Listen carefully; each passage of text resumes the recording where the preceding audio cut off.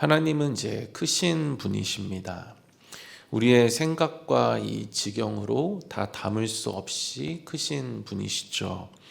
하나님의 스케일은 언제나 우리를 압도합니다. 전지하시고 전능하시죠.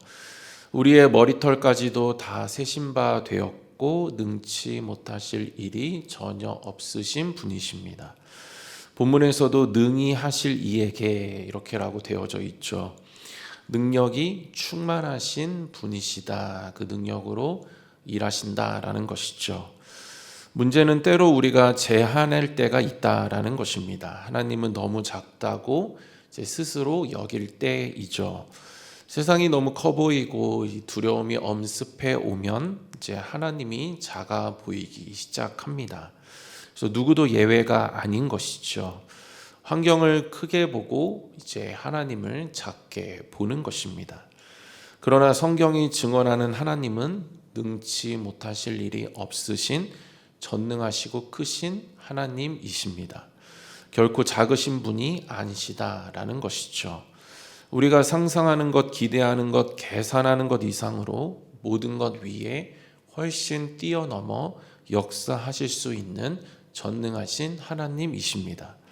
그러므로 우리가 해야 할 일은 문제의 크기에 압도되기보다는 그렇게 될지라도 끝까지 능치 못하실 일이 없으신 그 하나님의 크심을 바라보는 일입니다. 아브라함은 100세 때 이삭을 낳았습니다. 창세기 18장 14절에 여호와께 능하지 못한 일이 있겠느냐. 그러니까 인간적으로는 이제 도저히 불가능한 상황입니다. 그러니까 상식과 계산으로는 도저히 이제 답이 나오지 않는 것이죠. 그러나 그 한계를 넘어서는 하나님의 일하심이 이 아브라함과 사라에게 나타났습니다. 히브리서 11장 11절입니다. 믿음으로 사라 자신도 나이가 많아 단산하였으나 잉태할 수 있는 힘을 얻었으니 이는 약속하신 이를 미쁘신 줄 알았음이라. 이들은 이제 환경보다 이 하나님의 크심, 그 크신 하나님이 주신 그 언약을 붙들었습니다. 그 언약을 붙들었다라는 것은 그렇게 행하시는 그 모든 것을 능가하시는 이 하나님의 크심을 바라보았다라는 것입니다. 그때 하나님의 놀라운 역사가 일어나게 됩니다. 홍해도 마찬가지, 요단강도 마찬가지, 앞에 이제 길이 없는 상황이죠. 더 이상은 돌아갈 수 없는 이제 막다른 길입니다. 그러나 하나님께서는 전능하심으로 물을 가르시고 마른 땅으로 이제 건너게 하십니다. 여리고 성도 무너뜨리려면 인간의 상식으로는 무기를 준비하고 전략을 짜는 것입니다. 그러나 하나님께서는 돌면서 침묵해라라고 하시고 약속을 지키자 그 하나님의 크심을 바라보고 그렇게 순종하자 그 견고한 여리고성을 무너뜨리셨습니다. 이들이 바라보고 믿은 것은 다른 것이 아니라 하나님의 크심이었습니다. 십자가는 하나님의 전능하심이 가장 극명하게 드러나는 자리이죠. 그래서 십자가는 세상의 눈으로 보면 실패이고 수치이고 이제 패배입니다. 그러나 그 자리에서 구원의 역사가 일어나죠. 사망이 생명으로 뒤집히는 역사가 일어난 것입니다. 누가 사망에서 생명으로 옮겨줄 수 있는가 하면은 인간은 할 수 없죠. 전능하신 하나님만 그렇게 하실 수가 있습니다. 이것이 하나님의 전능하심이죠. 그래서 사망 권세를 모두 무너뜨리시고 깨뜨리신 권세가 하나님의 크심이고 전능하심인 것입니다. 고린도전서 1장 18절 이렇게 기록합니다. 같이 읽겠습니다. 십자가의 도가 미련한 것이요 구원을 받는 우리에게는 하나님의 능력이라. 이렇게 크신 하나님을 작게 여기면 이제 내 기도가 이제 불신으로 가득 차게 되겠죠. 그래서 두려움, 상처, 내가 직면한 한계, 이런 것들 때문에 하나님을 작게 만들면 그 신앙생활의 믿음은 깃들지 못하고 믿음이 없는 신앙생활 속에서는 우리가 하나님의 크심을 경험할 수가 없습니다. 우리가 믿어야 하는 것은 하나님이 크시다라는 사실 하나이죠. 그분의 크심을 믿고 기도할 때 구하는 것 이상으로 하나님은 주십니다. 어떤 자에게 주시는가 하면은 크심을 믿는 자에게 주시죠. 믿음 하나 보시고 내 기도의 지경이 하나님의 크심에 뭔가 닿지 못해도 우리의 중심이 하나님의 크심에 맞춰져 있으면 하나님은 그 믿음을 받으시고 우리의 삶에 우리가 구한 것 이상으로 넘치게 응답해 주십니다. 그리고 그 넘침을 통해서 또 그 크기를 알려주시죠. 하나님 얼마나 크신 분이신지를 그 넘침을 통해 우리에게 가르쳐 주십니다. 그래서 하나님의 크심을 믿는 믿음은 하나님을 또 알게 해 주는 것이죠. 그러니까 우리가 하나님의 크심을 믿고 기도하고 그래서 그 넘침을 경험하면 더욱더 크신 하나님을 우리가 경험할 수 있고 그 하나님을 믿고 나아갈 수 있고 그런 믿음 속에서 계속해서 우리가 경험한 하나님의 크심, 넘치게 하심이 우리의 모든 삶에 충만하게 되고 계속해서 가득 차게 되는 것입니다. 하나님이 능히 모든 은혜를 너희에게 넘치게 하시나니 이는 너희로 모든 일에 항상 모든 것이 넉넉하여 모든 착한 일을 넘치게 하려 하심이라. 그래서 고린도후서 9장 8절에 이렇게 기록이 되어져 있습니다. 그래서 우리가 상상하는 것, 기대하는 것, 구하는 것 이상으로 역사하시는 하나님을 우리가 하나님의 크심, 그것을 믿을 때 그 가운데 응답으로 경험할 수가 있다라는 것이죠. 우리는 그때 그분의 크신 역사를 삶에서 경험할 수가 있는 것입니다. 그래서 우리가 믿어야 하는 하나님은 우리가 기도하는 것보다 우리가 생각하는 것보다 더 넘치도록 그렇게 넘치게 역사하실 수 있는 크신 하나님이시다라는 것이죠. 물론 우리가 지혜가 부족할 수 있습니다. 아직 삶의 경험이 부족해서 구하는 것이 작은 걸 수도 있고 제한적인 걸 수도 있습니다. 그러나 우리가 계속해서 입술의 중심의 고백이 계속 주님의 크심에 맞춰져 있다라고 한다면 하나님께서는 그 고백과 마음의 중심을 받으시고 우리가 생각하는 것, 구하는 것 이상으로 우리의 기도에 넘치게 응답해 주십니다. 저의 삶을 돌아보면 늘 이러한 크심에 대한 인정을 할 수밖에 없는, 그래서 하나님의 크심을 계속 경험하고 그 크심을 또 배우게 되고 이러한 삶의 연속이었습니다. 구하지만 하나님은 늘 더 넘치게 제 삶을 채우시고 그 넘침을 통해 또 하나님의 크심을 알려주셨습니다. 대학원에 합격하고 신학대학원에 합격하고 척사역지 안산동산교회 청년부에서 사역할 수 있는 기회를 하나님께서 허락해 주셨습니다. 그리고 오륜교회에서도 부교역자 생활을 할 수가 있었습니다. 큰 교회 가서 잘 됐다 이런 것이 아니라 넘치게 주셨다라는 것이 아니라 제가 신학대학원을 다니고 그 전에도 평신도로 생활을 하면서 제 안에 늘 소망했던 기도 제목은 무엇이냐면 주님께 늘 기도했던 제목은 무엇이냐면 이 기도의 영성입니다. 그래서 기도의 영성. 그래서 그것을 위해서 저는 안양에 있는 갈멜산 기도원에 가서 일주일도 금식하고 강남 청평에 있는 강남 금식 기도원 가서 3일, 1년에 3일은 꼭 한 번씩 기도하면서 그렇게 기도의 영성을 계속해서 구했습니다. 그래서 기도의 영성으로 성령의 기름 부심이 있는 그런 사역들을 계속 제가 소망을 한 것이죠. 그런데 제가 첫 사역지 안산동산 교회를 갔는데 안산동산 교회에 성령의 운행하심, 성령의 초청, 성령의 일하심 이런 부분이 그 교회의 중심, 초점으로 딱 잡혀져 있는 거예요. 그러니까 거기에 있는 목사님들, 그러니까 그때는 제가 전도사였으니까 굉장히 하늘과 같은 그 목사님들이 다 기도의 영성이 충만하시고 그래서 성령의 사역들을 해나가시는 거예요. 근데 제가 보니까 그분들하고 대화하는 게 너무 행복한 것이죠. 그래서 묻고 따라다니고 기도하고 그래서 맨날 물어봤습니다. 목사님처럼 하려면 어떻게 해야 돼요?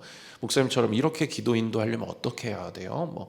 계속 여쭤보고 또 주시는 어떤 그런 부분들이 있으면 가르침이 있으면 또 그대로 흉내도 내보고 이렇게 했습니다. 제 위임식 때 오셔서 은혜로 말씀을 해주신 박동성 목사님도 그때 만나신 분이고 제가 지금도 지겹게 전화하고 끈질기게 전화하고 붙드는 목사님이십니다. 목사님의 사역을 보면 기도의 영성이 늘 충만하고 보면 성령의 기름 부심 늘 그 사역에 넘치게 보여집니다. 이러한 만남의 축복이 있는 것이 이제 저에게는 하나님의 넘치게 부으시는 이제 응답이었습니다. 그런데 이렇게 안산동산교회에서 계속 그렇게 묻고 이제 교제하고 뭐 이런 것들을 소망하고 그런 것들이 이제 막 조금씩 되어져 가고 있는 이제 그런 과정 속에서 제가 이제 오른교회로 가게 되었습니다. 근데 뭐 잘 알고 계시듯이 오른교회도 이제 성령 중심으로 이제 기도회를 중심으로 가고 있는 이제 교회입니다. 그러니까 지금도 보면은 이제 다니엘 기도회를 하고 뭐 하면서 여러 가지로 기도에 영향력을 끼치고 있는 교회죠. 너무 감사한 거예요. 그래서 뭐 그 이제 좋은 교회로 간 것도 감사하지만 그 안에서 함께 기도의 영성을 소망하고 꿈꿀 수 있는 그런 것들을 나누고 함께 그것들을 이제 실천하고 순종할 수 있는 그러한 만남의 축복이 저에게는 하나님의 넘치게 부어주시는 그러한 은혜고 응답이었습니다. 그래서 막 오륜교회에서 제가 막 금요기도회를 하면은 흔히 어떤 표현을 막 썼냐면 구름 위에 떠 있는 것 같다 막 이런 표현을 쓴 적이 있습니다. 그 정도로 뭐 제가 실제로 구름 위에 떠 있어 본 적은 없지만 이제 그 정도로 제가 이제 편안했다라는 것이죠. 편안하고 무언가 하나님 품에 안겨 있는 것이 바로 이런 것이구나 뭐 이런 것들을 제가 경험한 적이 있습니다.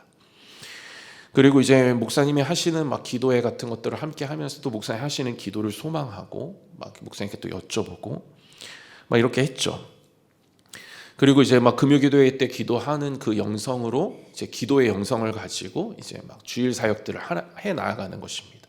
그래서 막 기도하는 그 영성을 가지고 막 하는 것들에 있어서 막 성령님이 함께 하시는 것들이 느껴지고 이제 보여지는 것들을 제가 경험하게 되었습니다. 화요일마다 아침 9시에 회의를 하는데 이제 100명 가까이 되는 부교육자들이 이렇게 둘러 앉습니다. 이제 목사님 앉으시죠. 근데 이제 보고서를 하나하나 다 보세요. 그러니까 저희들 A4 용지 한 장으로 뭐 신방한 사람들을 뭐 이렇게 다 적어내는데 이제 목사님 중요한 사항들을 보시죠. 근데 그 밑에다가 뭐라고 써야 되냐면 한 주 동안 제가 기도했던 기도 시간을 적어야 돼요. 그래서 월화수목금토 이렇게 일요일까지 딱 7개 칸이 있고 거기에 이제 몇 시간씩 기도했는지를 적어내야 하는 것입니다. 근데 이제 그때마다 이제 목사님 뭐라고 말씀하시냐면 2시간 이상은 해라라고 말씀하셨어요. 하루에. 그래서 하루에 2시간 이상 기도를 했습니다. 물론 뭐 이렇게 혼날 것도 두렵긴 했지만 그래도 이제 그 목사로서 또 목회자로서 그 정도는 해야 된다라는 생각에 이제 목사님 말씀에 또 순종하는 마음에 따라서 이제 2시간씩 해서 계속 적어낸 것이죠. 뭐 그 이상도 하면 이렇게 적어내고 했습니다. 그런데 이제 기도를 그렇게 매일같이 막 계속 2시간 이상 하다 보니까 제가 전도사 때부터 금식하고 막 뭐 했던 여러 가지 기도의 영성 이것이 무엇인지를 비로소 이제 체화가 되는 것이죠. 그래서 이제 이것이 무엇인지를 알게 되고 기도의 영성을 가지고 성령으로 사역하는 것이 무엇인지를 이제 제가 눈을 뜨게 된 것입니다. 그래서 기도하지 않으면 안 된다라는 걸 거기서 배우게 된 것이죠. 기도의 영성은 결국엔 기도로 가능하다라는 것을 굉장히 단순한 사실이지만 그것을 그 가운데서 비로소 잘 깨닫게 된 것입니다. 그래서 제가 토요일 날도 이제 청년부 할 때는 리더들 막 20명 가까이 모아놓고 막 2-3시간씩 막 기도를 하는 거예요. 근데 기타줄이 막 끊어집니다. 막 2-3시간씩 기타 치면서 막 기도하니까 막 기도가 이제 막 되는 것이죠. 근데 막 기타줄이 끊어지고 하는데 2-3시간이 지났는데 다 청년들이 하는 얘기가 뭐냐면 이렇게 시간이 오래 갔어요. 많이 갔어요. 뭐 이런 얘기를 하는 것이죠. 그리고 막 청년부에 하나님이 안전하게 지켜주시는 막 그런 일들이 일어나는 거예요. 뭐 이제 막 그 청년부에 막 엄청 많은 일들이 일어나는데 죄된 일들이 일어나는데 그런 일 하나 없이 하나님께서 막 지켜주시고 그리고 막 이제 많은 청년들도 보내주시고 함께 또 하나님의 일을 소망하게 하시고 막 이런 일들이 막 일어나는 것입니다. 그리고 막 마약 팔고 막 이랬던 청년이 막 일어나서 막 신학교에 가고 막 이런 일들이 일어나고 막 이제 막 여러 가지 이런 성령이 함께 하시는 것들이 막 제 눈앞에 보였습니다. 그래서 이제 교구 사역을 하는데 저희가 이제 다니엘 기도회를 위한 이제 기도회가 있었습니다. 근데 그게 뭐냐면 11월 1일부터 21일까지 다니엘 기도회를 하는데 이제 10월 1일부터 21일까지 그대로 하는 거예요. 그러니까 11월 1일을 위한 기도회를 10월 1일 날 미리 하는 것입니다. 그날을 위한 그 기도회를 미리 하는 것이죠. 근데 제가 순서가 1일이에요. 그래서 1일의 순서를 맡았는데 이제 1층에 한 500석 정도 되는 예배당이 있습니다. 근데 거기에 꽉 찬 거예요. 근데 청년부가 담당을 이제 하고 해서 이제 제가 그 청년들을 막 불러가지고 이제 그 기존에 있던 관계 매니저 청년부를 불러서 이제 같이 예배 인도를 하자고 해가지고 이제 인도를 하는데 제가 지금까지도 본 광경 중에 이제 굉장히 그런 광경을 전에도 후에도 본 적이 없습니다. 그래서 막 그 담임 목사님을 비롯해서 막 함께 많은 성도들이 가득 차서 함께 막 손을 들고 기도하며 막 하늘에 막 빛이 막 이런 것들을 이제 제가 거기서 보게 된 것이죠. 말하면 끝도 없습니다. 뭐 이렇게 하나님이 넘치게 해주시는, 그래서 제가 소망하고 기도하면 그 이상으로 넘치게 해주시는 것은 이제 말하면 끝도 없는 것이죠. 저희에게 이제 보내주신 전도사님도 마찬가지입니다. 저 형사님 뭐 맨날 찬양인도 하시고 하면은 이제 많은 사람들이 은혜를 막 받으시죠. 그래서 막 저한테도 막 전화가 와요. 뭐 너네 전도사님 스카우트 할 수 없냐, 막 그 위임식 때 오셨던 목사님들 막 지금도 노리고 막 있습니다. 저 선생님 막 뭐 옮기실 생각 없냐, 막 자신들이 데려간다 그러고 막. 선생님 너무 막 좋으시고 말씀도 좋으시고 저에게는 지금도 늘 간증거리이죠. 저번에도 잠시 말씀드렸지만 사실은 이렇게 좋은 분이 올지는 저는 잘 몰랐습니다. 믿음이 없었습니다. 그런데 기도는 했습니다. 기도하고 하나님께서 그래도 크시니 하나님의 놀라운 역사로 그렇게 보여달라고 계속 기도를 했습니다. 근데 처음에 오신 분이 있는데 찬양인도도 하시고 했는데 이제 저한테 이제 보여주는 모습은 교회를 사랑하는 모습이 아니었습니다. 그래서 뭐 저한테 다른 데 간다고, 다른 데 되는 거 보고 저한테 뭐 판단하겠다고 뭐 이런 식으로 얘기를 하는 거예요. 그리고 다시 일주일 만에 잘 안 됐는지 저한테 전화 와서 막 절절매면서 받아주면 안 되겠냐고 이제 막 하는 것입니다. 근데 그때 저한테 믿음이 생긴 거예요. 기도를 했으니까 믿음이 생겼습니다. 그래서 하나님 크시니 하나님이 넘치고 능히 하실 이이시기 때문에 넘치게 하실 것을 제가 믿었죠. 그래서 이 사람 아니면 또 누가 올까 뭐 이런 의심도 분명하게 있었지만 그럼에도 불구하고 하나님의 크심을 믿었습니다.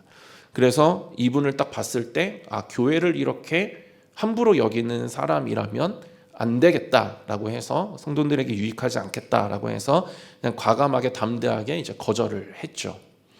그리고 그냥 기도했습니다. 그러자 하나님께서 이렇게 좋은 전도사님을 이제 보내주신 것이죠. 3층 예배당도 다음 세대들을 위해서 이제 기도만 한 거예요. 그래서 금요일날 모여서 기도하고, 근데 그때까지만 해도 하나님의 크심은 믿었지만 저의 기도의 지경이 얕아서 설마 하나님이 저렇게 예배당을, 저런 좋은 예배당을 주실 것이라는 것에 대해서 저는 생각조차 할 수가 없었습니다. 그런데 기도만 하고 다음 세대를 위해서 막 기도하고 있는데 하나님께서 무엇을 주셨냐면 3층에 저렇게 너무나도 좋은 예배당을 저희들에게 선물로 주셨습니다. 하나님은 늘 구하는 것, 생각하는 것 이상으로 넘치게 계속해서 제 삶 속에서도 역사하셨다라는 것이죠. 그분의 크심을 알고 믿고 기도하니 지혜 없이 작게 구함에도 불구하고 하나님은 그 크심을 믿는 믿음 하나 받으시고 넘치는 놀라운 역사로 갚아주신 것입니다. 솔로몬도 하나님의 크심을 믿었죠. 그래서 무엇보다 지혜를 구했습니다. 그가 구한 것이 자신을 위한 것이 아니었죠. 자신을 위한 것이 아니었다라는 것은 자신보다 하나님이 크시다라는 것을 알았다라는 것입니다. 그래서 하나님의 크심을 알고 그 크신 하나님이 자신에게 나라를 맡겨주셨다라고 한다면 그 나라를 하나님의 크심에 맞게 잘 통치하고자 하는 마음에서 지혜를 구한 것이죠. 그러자 하나님께서는 무엇까지 함께 주시냐면 열왕기상 3장 13절에 이렇게 주십니다. 같이 읽겠습니다. 내가 구하지 아니한 부귀와 영광도 내게 주노니 내 평생의 왕들 중에 너와 같은 자가 없을 것이라. 바울도 감옥에 갇히죠. 감옥은 그 자체가 고난이고 실패입니다. 그러나 감옥에 이제 갇혔을 때 보면은 고난이 아니라 하나님의 보호하심이다라는 것을 알 수가 있습니다. 사도행전 23장 12절과 14절에 바울이 이제 감옥에 갇혀 있는데 감옥에 갇힌 것이 왜 하나님의 보호하심인지가 이제 기록이 되어져 있습니다. 사도행전 23장 12절에서 14절 같이 읽겠습니다. 날이 새매 유대인들이 당을 지어 맹세하되 바울을 죽이기 전에는 먹지도 아니하고 마시지도 아니하겠다 하고 이같이 동맹한 자가 40여 명이더라. 대제사장들과 장로들에게 가서 말하되 우리가 바울을 죽이기 전에는 아무것도 먹지 않기로 굳게 맹세하였으니. 그러니까 바울은 이제 원래 유대교인이었죠. 유대교인들이 하는 일은 그리스도가 아직 오셨다라고 생각하지 않았기 때문에 그리스도를 믿는 그리스도가 그러니까 예수님이 메시아라고 생각하는 사람들을 이제 재판하고 이제 뭐 처형하고 뭐 이런 일이었습니다. 그래서 바울도 그러한 일을 했죠. 그런데 회심하고 그리스도인이 되었습니다. 그러자 이제 유대교의 척결 대상 1호가 이제 바울이 된 것이죠.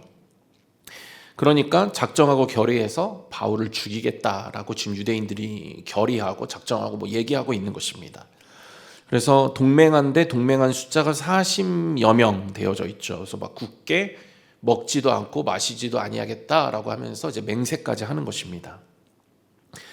이렇게 살벌한 분위기에서 감옥에 있는 것이 오히려 다행인 것이죠. 그러니까 감옥에 있는 건 절망처럼 보이지만 경기 상황을 보면 감옥에 있는 것이 하나님의 보호하심이 됩니다. 누구도 건드릴 수가 없기 때문이죠. 특히 지금 바울이 갇혀 있는 곳은 이제 유대인들의 감옥이 아니라 로마군의 감옥입니다. 그래서 바울은 이제 로마 시민권자였기 때문에 이제 로마군의 감옥에 갇히게 된 것이죠. 만약에 유대인들의 감옥에 있었다라고 한다면 유대인들이 내통해서 이제 바울을 꺼내서 이제 함부로 했을지 모릅니다. 그러니까 하나님의 섬세하심이고 이제 보호하심이다라는 것이죠. 이들은 그럼에도 불구하고 이제 계획을 세우게 됩니다. 그래서 대제사장들과 장로들을 찾아가서 이제 바울을 다시 로마군의 감옥에서 꺼내서 자신들이 유리한 사내들인 공회로 데리고 올 것을 요청해 달라라고 하면서 이제 고위직들을 이제 꼬드긴 것이죠. 바울에 대한 재판을 다시 하겠다라는 명분을 가지고 감옥 관계자인 천부장에게 얘기해서 바울을 우리 쪽으로 잠시 옮겨달라라고 하는 것입니다. 만약에 이것이 허락이 되면은 이제 로마군의 감옥에서 사내들인으로 오는 그 길에서 바울을 처치하겠다 뭐 이런 이야기를 하고 있는 것이죠. 그러나 이제 이 일은 이제 수포로 돌아갑니다. 그래서 바울이 이들의 계략을 알게 되고 바울은 이제 감옥 관계자 천부장에게 이제 말을 하게 됩니다. 그러자 천부장은 로마 시민권을 가진 바울을 보호하기 위해서 이제 로마 총독 벨릭스에게 보내기로 이제 결정을 하죠. 그러니까 이송하기로 하는 것입니다. 그러니까 로마 총독 벨릭스는 로마 시민권자를 재판할 수 있는 재판권을 가진 사람입니다. 그때에 이제 이 천부장이 벨릭스에게 보내는데 그때에 이제 바울의 호위 병력, 그러니까 바울을 호위하는 그 병력을 성경이 굉장히 구체적으로 기록을 하고 있습니다. 그래서 사도행전에 보면은 그 다음 23절, 24절에 보면 이렇게 기록되어 있습니다. 같이 읽겠습니다.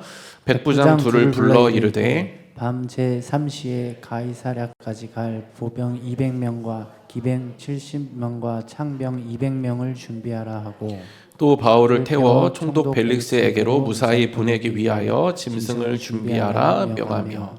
그러니까 천부장은 그날 밤 제3시가 우리 시간으로 밤 9시에 바울을 극비리에 가이사랴로 보내기로 이제 결정을 합니다. 이송하기로 하죠. 2명의 백부장을 불러서 중무중한 보병 200명, 기병 70명, 창병 200명 이렇게 호위하도록 합니다. 그리고 바울을 태울 짐승도 별도로 준비하게 하죠. 그러니까 천부장이 40여 명의 암살단으로부터 바울을 지키기 위해서 그에게 붙인 숫자가 몇이냐면 470명입니다. 그러니까 굉장히 많은 숫자이죠. 그러니까 지금 보면 바울은 자신을 로마 총독에게 이송해달라라고 말한 적도 없습니다. 그리고 자신을 호위할 수 있는 병력을 붙여달라라고 요청한 적도 없죠. 그러나 천부장은 470명의 군사를 바울에게 붙여줍니다. 40명을 상대하고도, 그러니까 유대인들의 40여 명을 상대하고도 남는 병력인 것이죠. 그렇게 하나님께서는 바울의 의도나 계획과는 상관없이 넘치는 응답으로 그에게 베풀어 주시고 그렇게 바울을 끝까지 보호해 주셨습니다. 이 일이 어떻게 가능했는지를 보니까 앞에 하나님께서 이렇게 말씀하십니다. 11절에 그날 밤에 주께서 바울 곁에 서서 이르시되 담대하라. 내가 예루살렘에서 나의 일을 증언한 것 같이 로마에서도 증언하여야 하리라 하시니라. 여기서 주의 깊게 보는 것은 주께서 바울 곁에 서서 이르시되 이것입니다. 그러니까 바울이 지금 위치가 어디 있는지를 알 수가 있는 것이죠. 그러니까 바울은 하나님 곁에 있는 자였습니다. 그러니까 주님께서도 바울 곁에 계셨지만 바울도 하나님 곁에 있는 자였습니다. 그렇다 보니까 감옥보다 하나님을 더 크게 보고 있었죠. 지금 눈앞에는 철조망과 위협밖에 보이지 않지만 또 앞으로 나갈지 안 나갈지도 모르는 절망밖에 없지만 바울은 하나님 곁에 서서 또 곁에 서신 하나님과 소통하고 기도하며 그분의 크심의 모든 것들을 작게 여겼습니다. 로마로 가서 복음을 전하게 될 것을 믿음으로 준비하고 받고 그렇게 그 믿음 가운데 있었습니다. 바울이 한 것은 담대하라는 말씀 하나 붙잡고 절망적인 상황 속에서도 자기 자신을 주님 곁에 세우고 그 크심에 자기 자신을 드리는 일이었습니다. 그러자 하나님께서는 그 이상의 넘치게 하심으로 470명이나 붙여주시면서 바울을 보호하시고 또 로마로 무사하게 도착하게 하셔서 본격적으로 복음 사역을 하게 하십니다. 하나님의 크심을 바라보는 그 기도가 중요한데 본문은 우리가 어떻게 기도해야 되는지를 우리에게 알려주고 있습니다. 20절에 우리 가운데서 역사하시는 능력대로, 그러니까 여기에서 능력은 이제 성령님이시죠. 오늘 본문 앞에도 보면은 3장 16절에 그의 영광의 풍성함을 따라 그의 성령으로 말미암아 너희 속사람을 능력으로 강건하게 하시오며, 그러니까 성령이 하시는 일이 이렇다라는 것입니다. 그래서 앞에 에베소서 1장 19절에도 이렇게 나와 있습니다. 그의 힘의 위력으로 역사하심을 따라 믿는 우리에게 베푸신 능력의 지극히 크심이 어떠한 것을 너희로 알게 하시기를 구하노라. 그러니까 뭐냐면 성령이 우리 가운데 행하시는 일이 우리에게 베푸신 능력의 지극히 크심이 어떠한 것을 알게 하신다 이것입니다. 그러니까 성령님이 우리 가운데 충만하게 계시면 어떤 일이 일어나냐면 하나님의 크심이 믿어지기 시작하는 것이죠. 이 사실을 알게 해주시는 분이 성령님이시다라는 것입니다.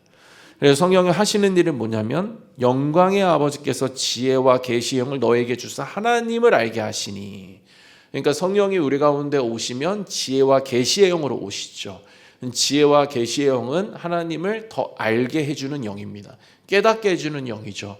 그럼 우리가 성령으로 충만하면 지혜와 계시의 그 영, 그 충만함 속에서 그분의 능력으로 그분의 일하심으로 누구를 알 수 있냐면 하나님이 어떤 분이신지를 우리가 더 잘 알 수가 있는 것입니다. 그래서 성령을 통해서 우리는 지혜와 계시의 영 되시는 그 성령을 통해서 그분의 능력 되심으로 말미암아 하나님의 크심을 보고 하나님의 크심을 가지고 기도하면 그 이상으로 넘치게 부어주시는 그 능치 못하실 일이 없으신 그 하나님의 전능하심을 그 삶 속에서 응답으로 경험할 수가 있는 것입니다. 성령이 하시는 일은 우리로 하여금 영적 깨달음을 주시는 것이죠.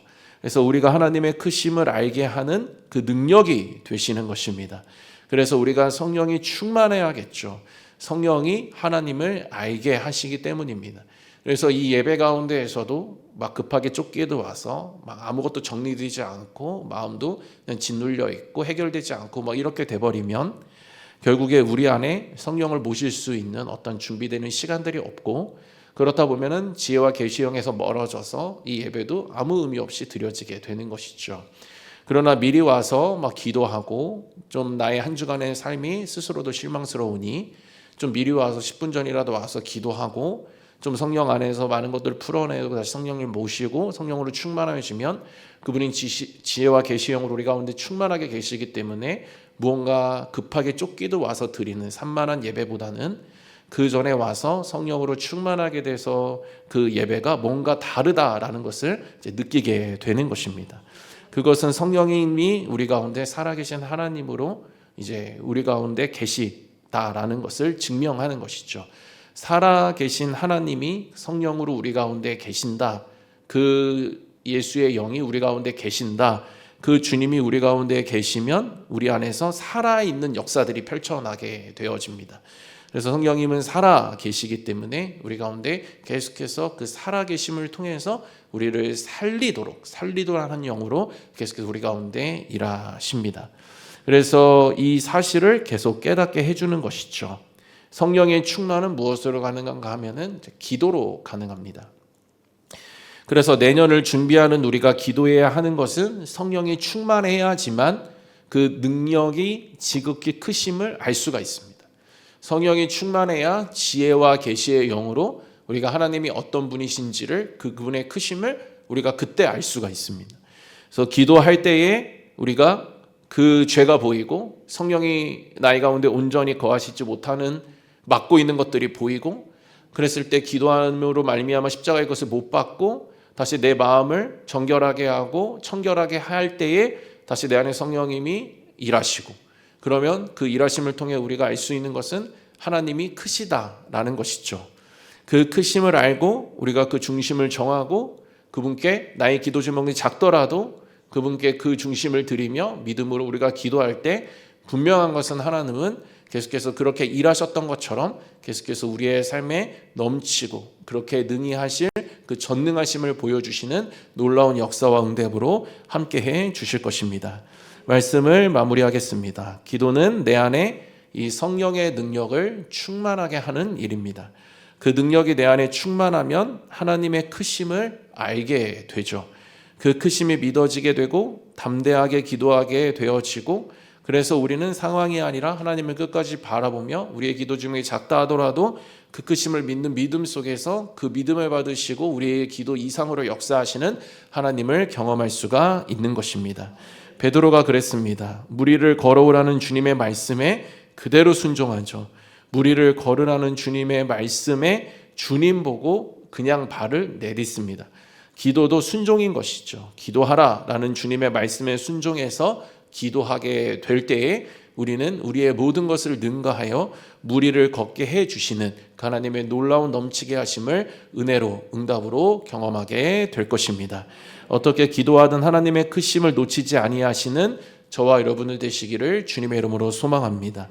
오히려 기도하심으로 성령의 능력으로 지혜와 계시의 영으로 충만하여서 하나님의 크심을 깨닫고 그 크심 앞에 모든 것들을 드리며 내가 구하고 생각하는 것 이상으로 넘치게 갚으시고 넘치게 응답하시는 그 하나님의 놀라운 일하심이 저와 여러분들 가운데 이 남은 한 달 잘 준비되어 주심으로 말미암아 또 이후에도 내년에도 그렇게 기도하심으로 말미암아 26년에도 하나님의 넘치게 갚으심과 또 넘치게 응답하시는 그러한 주님의 풍성하심이 날마다 넘치게 경험되어지시는 저와 여러분들 모두 되시기를 주님의 이름으로 축원드립니다.